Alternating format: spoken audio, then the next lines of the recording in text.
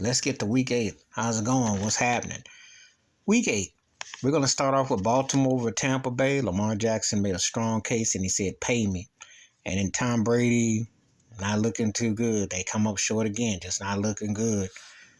Meanwhile, Lamar Jackson is making a strong case, and Baltimore could be a problem. Remember, they blew a lot of games. Imagine if they won half those games. He's peaking and priming. Elsewhere, Denver beat Jacksonville. Somebody had to win over in London. Russell Wilson finally got a win, but it's a sad state of affairs. No, and England deserves them two teams. I don't think nobody's breaking their neck to see them. Trevor Lawrence will be interested in the next couple of years, but he's still fresh right now. Miami over Detroit. Jared Goff, they just didn't have enough. Tua came up big. Miami just enough to beat them. Washington beat Indy, but I don't know. That was a lackluster game. But Washington was able to pull it out. So good for them. I don't know what that really means for them. And Indy's been a disappointment. I like Jonathan Taylor, but that whole field trying to get Matt Ryan back, and they just like a bum-out team. Atlanta beat Carolina. That was probably the most entertaining game. And remember, Carolina receiver took the helmet off. They had to kick the extra point. So now Atlanta's in first place in NFC South. Who saw that coming? Mariota's looking pretty good. Atlanta hanging in there. Carolina does dumb things. Dumb things follow you. Minnesota beat Arizona. The Vikings are the real enigma of the NFC. Are they as good as their record, or is they fraudulent? But Arizona, Kyle Murray, like I said, underachieving, not getting it done. His head's got to roll. San Francisco beat the Rams. They seem to always have the Rams number, except for the NFC Championship game. And Christian McCaffrey even threw a touchdown. Call one. He was the first guy to catch, run, and pass for a touchdown since LaDainian Tomlinson. The 49ers, if Jimmy G was reliable, would be a scary team. And I said these two coaches, McVay and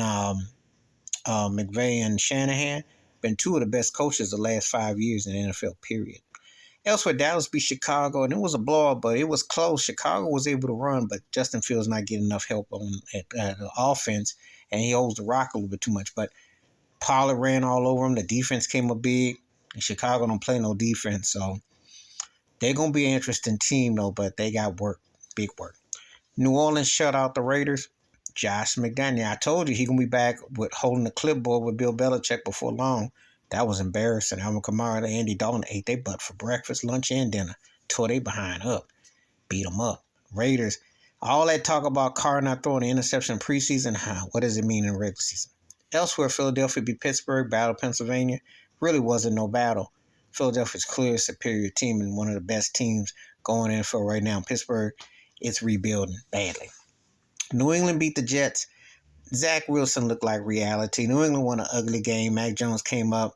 It's typical Belichick win. He passed George Halas for second all time on career wins. He now only trails Don Shula. And the Patriots won an ugly game. Tennessee beat Houston. Lovie Smith got his work cut out in Houston. Tennessee wins these kind of games, not surprised. The surprise team in NFC, maybe all NFL, the Seattle Seahawks. They beat the New York Giants because Geno Smith been balling. Who saw this Geno? Who saw this emerging? He comeback player of the decade, player of the year. And Seattle, if their defense can hold up, I don't know where they are in the NFC big landscape because I still got Philly and Frisco over them. And Dallas might be over them. But after that, but with Minnesota, I'll say this, with Dallas, Minnesota, Seattle, who is the third best team in the NFC?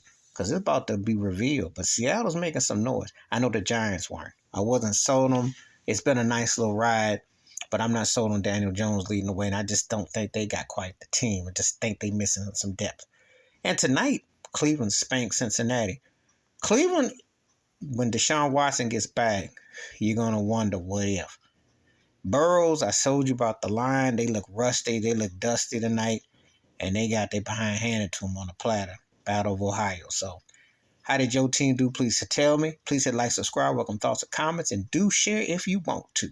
Wash your hands, keep your mind clear, watch out for another. And this football season has revealed some interesting trends and things. So we'll see how it all plays out. All right, I'm out. Peace.